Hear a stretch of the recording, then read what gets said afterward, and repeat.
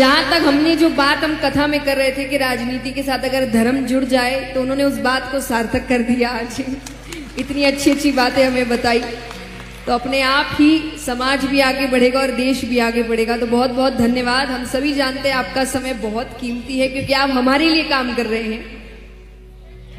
एक भजन अगर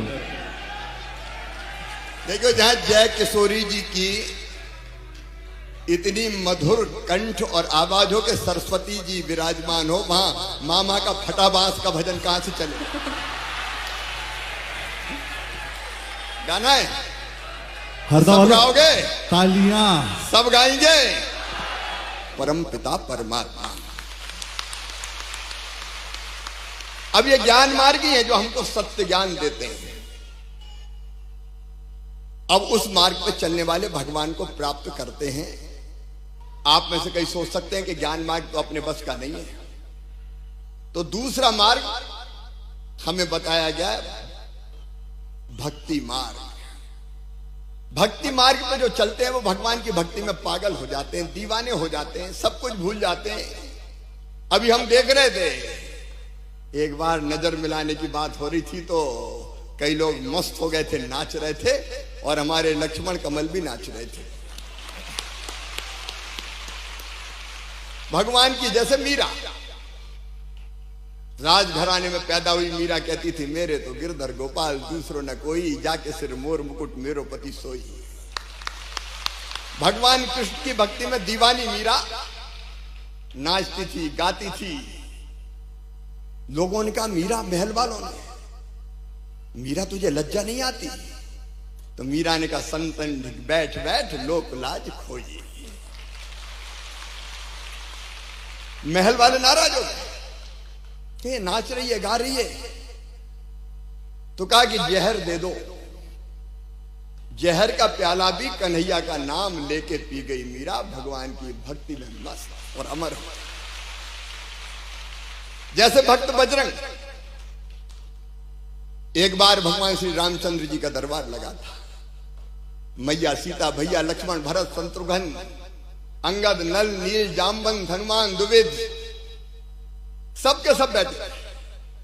अचानक सीता जी बोली कि वैसे तो मुझे सभी पुत्र बहुत प्यारे हैं, लेकिन पुत्रों में इस पवन पुत्र का कोई जवाब नहीं। और ये कह के सीता जी ने कहा, आज अपने प्रिय बेटे को मैं अयोध्या की सबसे कीमती माला भेंट करना चाहती हूं। ये कह के सीता जी ने अपने गले से मोतियों की माला निकाली और हनुमान जी की गोद में उछाल दी। हनुमान जी ने माला उठाई, देखी, उल्टी पलटी, बाद में माला तोड़ दी और तोड़ के माला का एक मोती निकाला, मोती को भी तोड़ा, देखा और फेंक दिया। दूसरा मोती निकाला, तोड़ा, देखा, फेंक दिया। तीसरा मोती निकाला, तोड़ा, देखा, फेंक दिया। दरबार आश्चर्यचकित के बजरंग को हो क्या गया? इतने प्रेम से मैया ने मोतियों की माला भेंट की और ये तोड़ तोड़ के फेंक रहा है। सीता जी बोली, बेटा बात क्या है बजरंग? मैंने इतने प्रेम से मोतियों की माला तुझे भेंट की है, तू तोड़ तोड़ के फेंक क्यों रहा है? बजरंग मुस्कुरा दिए, बोले मैया तू भी झूठ बोलती है। अब सब आश्चर्यचकित के बजरंग जी, बजरंग बली सीता जी से कह रहे हैं कि मैया तू भी झूठ बोलती है। तो सीता जी ने कहा, बेटा कैसी बात कर रहे हो? मैंने क्या झूठ बोला? अरे बोले मैया तू तो कहती थी ये माला अयोध्या की सबसे कीमती माला है। बोले हाँ बेटा, मैं अब भी कह रही हूं ये माला अयोध्या की सबसे कीमती माला है। बजरंग फिर मुस्कुराए, अरे मैया अब भी झूठ बोल रही है। मेरे लिए तो कीमती वो है जिसमें मेरे भगवान श्री राम निवास करते हो, जिसमें मेरी मैया सीता रहती हो। और इन मोतियों को तोड़ तोड़ के देख रहा हूं, ना तो भगवान राम दिखाई दे रहा है, ना मैया सीता तू दिखाई दे रही है, तो मेरे लिए काय की कीमती है? अब त्रेता युग में भी कुछ जलने वाले लोग होते थे। एक उठ के खड़े हो गया कि बजरंग तुम उसी चीज से प्यार करते हो जिसमें भगवान राम और सीता हो। बोले हाँ। बोले अपने शरीर से प्यार करते हो कि नहीं? बोले सब करते हैं, मैं भी करता हूं। तो बोले बताओ तुम्हारे शरीर में भगवान राम और सीता कहां हैं? तो कहते हैं बजरंग ने भरे दरबार में सीना चीर दिया और सारे दरबार ने देखा भगवान राम और मैया सीता हनुमान के हृदय में विराजमान। यह है भक्ति मार्ग। जो भक्ति मार्ग पर चलते हैं वो परम पिता परमात्मा को प्राप्त करते हैं। अब आप कहोगे कभी कभी कथा सुनने तो आ सकते हैं, लेकिन रोज तो भक्ति मार्ग ही नहीं हो सकते, बाल बच्चों वाले हैं। तो तीसरा रास्ता बताया कर्म मार्ग। जो काम भगवान ने आपकी तरफ तय कर दिया वो मेहनत और ईमानदारी से करते चलो। अगर किसान है, अकेले का पेट नहीं भरता, अन्न के भंडार भर के सारे हिंदुस्तान को और अब तो गर्व है कि सारी दुनिया को खिलाता है हमारा किसान। अगर डॉक्टर है, इलाज के अभाव में किसी को मरने ना दे, उसका इलाज कर दे, तो भगवान की पूजा करे ना करे परमपिता परमात्मा के दर्शन हो जाएंगे। अगर शिक्षक है, स्कूल में ढंग से पढ़ा ले और बच्चों को ठीक शिक्षा दे दे, भगवान की पूजा ना करे, साक्षात भगवान की प्राप्ति हो जाएगी। कोई भी अलग अलग काम करने वाला मेहनत ईमानदारी से काम करे, नेता है, कर्मचारी है तो ईमानदारी से अपना काम पूरा करे, नेता है तो हवाला घोटाला बेईमानी ना करे, जनता की सेवा में अपने आप को झोंक दे, भगवान की पूजा करे ना करे, भगवान प्राप्त हो जाएंगे।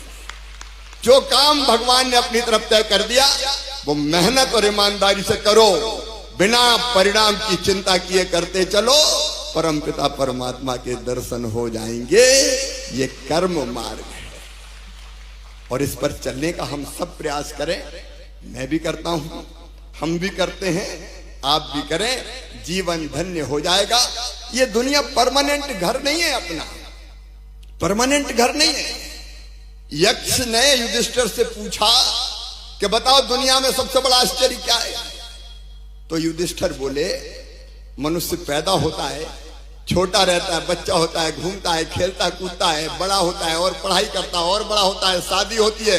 जैसे आज मेरे कई भांजियों की यहाँ पर शादी हुई है, 134 शादी होती है और बड़ा होता है, धीरे धीरे वो बूढ़ा होता है और बूढ़ा होकर मर जाता है।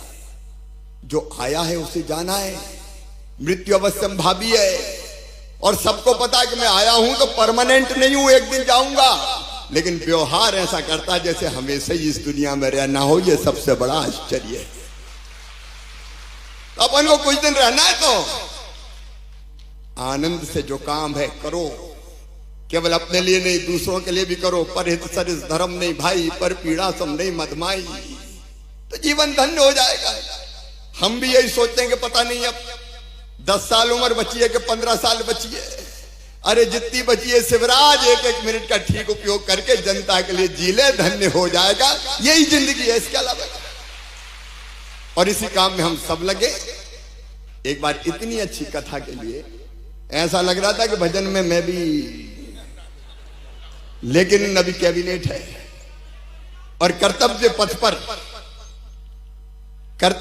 पर हमें चलना है।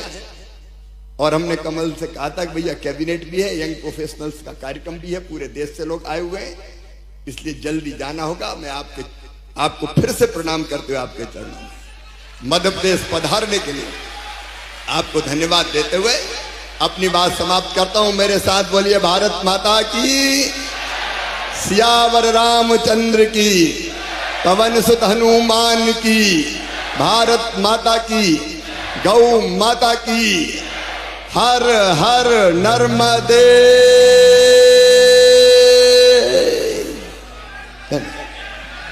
भजन तो कैलाश विजयवर्गीय जी